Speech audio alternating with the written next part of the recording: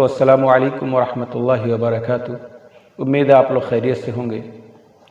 اگر آپ نے یہ سیریز کا تیسرا ایپیسوڈ دیکھا ہوگا تو اس میں میں نے بات کی تھی کہ جناب عبد المطلب نے زمزم کی کنویں کی کھدائی کی تھی، جس میں جب وہ زمزم کے کنویں کو کھودنے کے لیے گئے تھے تو ان کے ساتھ ان کے بیٹے حارث تھے، اور اس وقت صرف ان کو ایک ہی اولاد تھی۔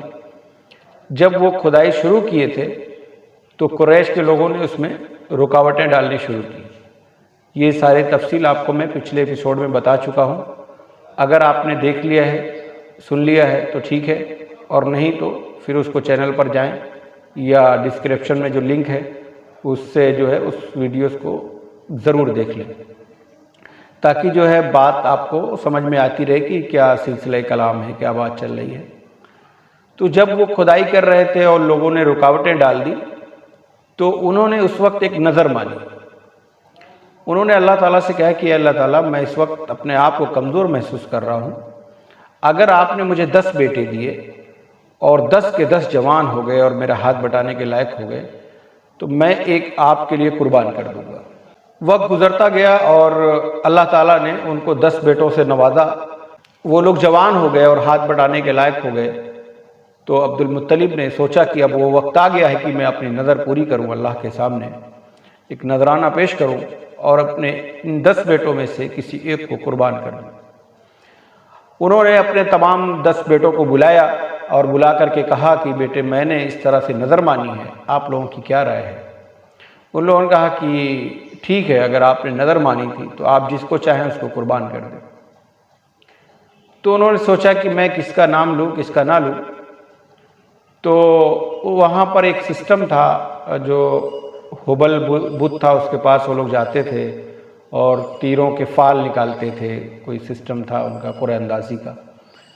تو وہ جاتے ہیں اور جو ہے تمام 10 تیروں لے کر کے تمام بیٹوں کا نام لکھوا کر کے اس پر، تو تیروں کے ذریعے ان کا نام نکلواتے ہیں کہ کس کو قربان کرنا ہے۔ تو اس قرآن اندازی میں یا وہ تیر کا جو سلسلہ ہوتا ہے، فال نکالنے کا جو سسٹم ہوتا ہے، اس میں جو ہے نام جو آتا ہے وہ حضرت عبداللہ کا آتا ہے، جو اللہ کے رسول صلی اللہ علیہ وسلم کے والد تھے۔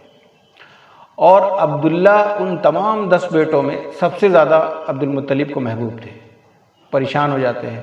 لیکن آپ جانتے ہیں کہ عرب کے لوگ جو زبان دے دیتے تھے اس پر عمل درآمد ہوتے تھے، اس پر پورا کھرا اترتے تھے، چاہے ان کا کتنا بھی نقصان ہو جائے۔ تو اس لیے وہ عبداللہ کا ہاتھ پکڑتے ہیں اور لے کر کے مقتل کی طرف جاتے ہیں کہ اب اس کو قربان کرنا ہے۔ تو جب قربان کرنے کے لیے تیار ہوتے تو وہاں موجود بہت سارے لوگ ان کی مخالفت کرتے، کہتے عبد المطلب، اگر آپ نے یہ کیا کہ اپنے بیٹے کو قربان کر دیا تب تو پھر ایک رسم نکل پڑے گی، لوگ اسی طرح نظر مانیں گے اور قربان کرتے رہیں گے، تو پھر تو انسانی نسل ختم ہو جائے گی۔ اور دوسرے ان کے حضرت عبداللہ کے جو ننیہال کے لوگ تھے وہ لوگ زیادہ اس میں آ گئے کہ نہیں، ایسا ہم نہیں کرنے دیں گے کہ آپ عبداللہ کو قربان کریں۔ اور خود ان کے جو سگے بھائی تھے انہوں نے کہا کہ یہ ابو جان، یہ مناسب نہیں ہے کہ آپ عبداللہ کو قتل کریں یا قربانی دیں ان کی۔ تمام بھائیوں کو بھی ان کو بہت زیادہ لگاؤ تھا، اور بہت ہی خوبصورت تھے وہ، تو ایسے ہی ان سے زیادہ لگاؤ تھا، بہت چہتے تھے وہ، اور سب سے چھوٹے بھی تھے۔ آپ جانتے ہیں چھوٹے بچوں کے ایسی بھی زیادہ محبت کرتے ماں باپ، بچے جو چھوٹے ہوتے۔ تو پھر یہ ہوتا ہے کہ تب میری نظر کا کیا ہوگا؟ انہوں نے کہا ٹھیک ہے، اگر میں آپ لوگوں کی بات مان لیتا ہوں کہ اس کو قربان نہیں کرتا ہوں تو میری نظر کا کیا ہوگا جو میں نے نظر مان رکھی ہے؟ تو لوگوں نے کہا کہ اس کا کوئی حل نکالتے ہیں۔ تو حل کیا ہوگا، کیسے ہوگا؟ تو انہوں نے کہا کہ ایک عرافہ ہے، اس کے پاس چلتے ہیں، کوئی نہ کوئی حل نکال دے گی۔ اور یہ لوگ نکلے تو پتہ چلا کہ وہ خیبر میں رہتی ہے۔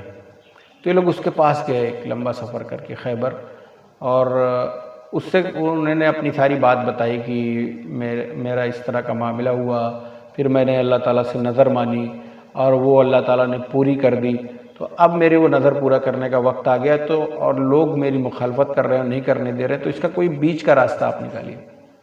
تو اس نے کہا ٹھیک ہے، میں کل بتاتی ہوں۔ سوچ کر کے کیا اس نے یہ کہا کہ ابن شام میں لکھا ہوا ہے کہ اس نے کہا کہ ٹھیک ہے، میں اپنے موکلوں سے جو ان کے رہتا ہے شیطانی سسٹم، میں اس سے رابطہ کر کے وہ اپنے موکل سے پھر بتاتی ہوں۔ تو پھر دوسرے دن اس نے کہا کہ ٹھیک ہے تمہارے یہاں، جب یہ لوگ دوسرے دن پہنچتے ہیں تو اس نے کہا کہ تمہارے یہاں دیت کا نصاب کیا ہے، یعنی کوئی کسی کو قتل کر دے تو اس کے بدلے میں کہ کیا دیت کیا ہے، کیا سسٹم ہے، کتنا اونٹوں کی قربانی ہے کیا. تو ان لوگوں نے کہا کہ ہمارے یہاں دیت کا جو نصاب ہے وہ 10 اونٹ ہے. اگر کوئی کسی کو مار دے تو اس کے بدلے میں اس کا جو خون بہا دیا جاتا ہے وہ 10 اونٹ کے برابر.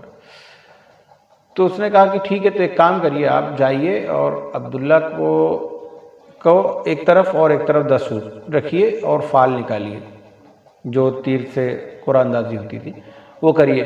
اگر نام اونٹ کا نکلتا ہے تو اونٹ کو ذبح کر دیجیے، اور اگر نام عبداللہ کا نکلتا ہے تو آپ ایک کام کریے کہ پھر 10 اونٹ بڑھائیے اور پھر اس طرح کریے. اسی طرح کرتے رہیے کہ جب تک جو ہے نام اونٹ کا نہیں نکل آئے. تو وہ لوگ چلے آتے ہیں اور ایسے ہی شروع کرتے ہیں کہ 10 اونٹ جو ہے ایک طرف اور حضرت عبداللہ کو ایک طرف کرتے ہیں. اس کے بعد تیر سے قرآن اندازی جو ہوتا ہے وہ کرتے ہیں تو اللہ تعالیٰ کا جو حکم وہ عبداللہ کا نام نکلتا ہے، جناب عبداللہ کا. اس کے بعد پھر وہ 10 اونٹ بڑھاتے ہیں، پھر ان کا نام نکلتا ہے، پھر 10 اونٹ بڑھاتے ہیں، پھر نام نکلتا ہے. ایسے کرتے کرتے 100 اونٹ پر جا کر کے پھر اونٹ کی طرف نکلتا ہے.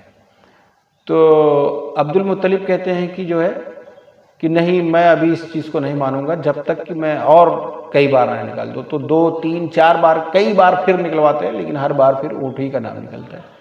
تو اس طرح پھر جو ہے وہ اونٹ کو قربان کرتے ہیں اور وہ اپنی نظر پوری کرتے ہیں اور وہ قتل ہونے سے حضرت عبداللہ بچ جاتے ہیں. تو یہ مختصر سی باتیں میں نے آپ کے سامنے رکھی. انشاءاللہ امید ہے کہ آپ اس سیریز سے جڑے رہیں گے اور میرے لیے آپ لوگ دعا گو ہوں گے کہ میں اس سیریز کو مکمل کر سکوں.